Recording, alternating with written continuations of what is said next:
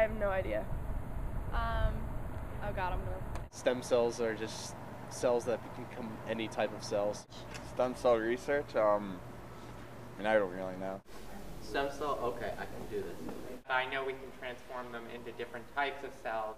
Stem cell research is when you are using cells that are pluripotent, meaning that they can differentiate into all of the body parts in the cell.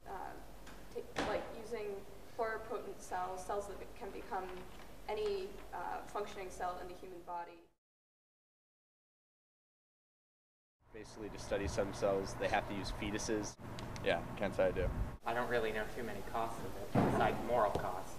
Recently there's been a lot of groundbreaking research where they're actually using adult cells and reprogramming them to become stem cells. If you take embryonic stem cells, that will destroy an embryo, and I'm against that morally. I definitely don't know enough. I think I'm pretty neutral on the issue. 4. Yeah, I'd say I was for it. Neutral. For it. For it? There's Perfect. cookie at the bottom of this cone. I'm for it.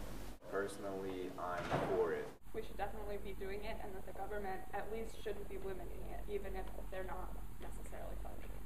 I think it'd be good for the government to fund research that uses the reprogrammed cells, not the embryonic stem cells. Two basic types of stem cells, embryonic and adult.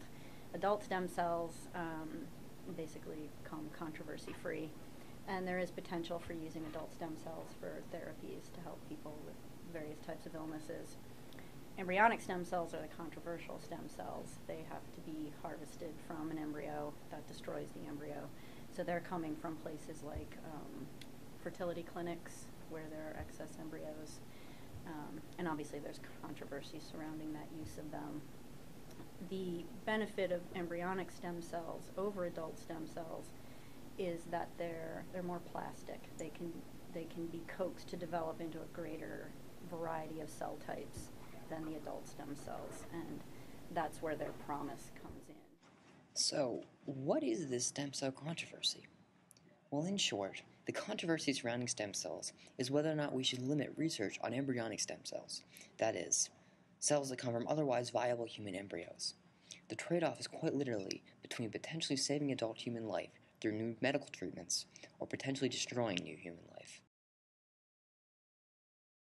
There is the controversy, and that controversy is significant, and a lot of people don't agree with that use of stem cells, and other people do. It's not my place to tell people what to believe, but obviously I think that the benefits there are huge. I'm a Christian, and I believe that the Bible is my final authority. I believe God created life, and I believe life begins at conception. There's several cases in the Bible, Genesis chapter 16, verse 11, Matthew 24:19, Matthew 1:18, etc., where it'll say things like, she conceived a son, or the babe leaped in her womb, or the children not being yet born, Genesis 25:21 and 22. So the words like babe, child, and children are used to describe what's inside of a woman's womb, and it says she conceived a son, Luke 1:36, etc. There's other verses, so I believe that it's a human being at conception. Stem cell research started about 50 years ago, but the general idea of stem cells goes back to the mid-1800s. Back then, some cells were found to be able to produce other cells. Research intensified around 1950. Bone marrow was discovered at this time to have at least 2 different kinds of stem cells within it. Blood-forming stem cells from this bone marrow discovery has been used in transplants for over 40 years now. Then in 1978, blood from the human umbilical cord was found to have stem cells, and is now one of the most common sources of these cells. After research on embryonic stem cell lines from hamsters to primates, research at the University of Wisconsin created the first line of true embryonic stem cells from an early human embryo. This marked the major controversy in the research of stem cells, since the question about when human life begins really developed in connection to the research.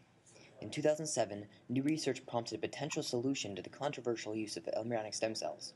Dr. Anthony Atala and his colleagues found a way to isolate stem cells from amniotic fluid instead of just from embryos.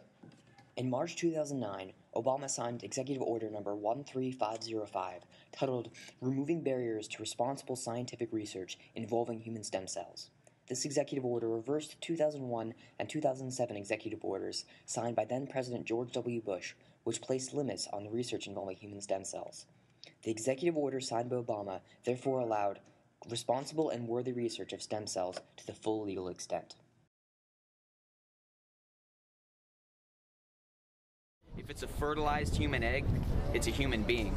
So I'm against harvesting unborn babies in order to do research. I think that's murder if the embryo is destroyed. Because of the unique nature of stem cells, they have the potential to be able to treat currently untreatable diseases. Certain parts of your body, like your brain and nervous system, don't create new cells on their own. By introducing stem cells, you could potentially restore brain function in cases like Alzheimer's, cure diseases like Parkinson's, and restore spinal cord injuries, allowing para- and quadriplegics the chance to walk again.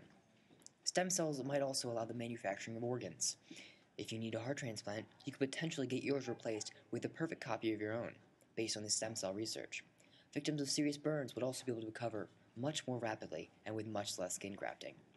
Another possible use of stem cells is for medical testing. When you can reproduce all the cells in the human body, there would be no need for testing on animal or human subjects. This would make the people at PETA very happy. Other uses could be for studying them to simply figure out more about the very building blocks of biology. This information could be the critical piece that would allow us to be effective in preventing and curing diseases like cancer.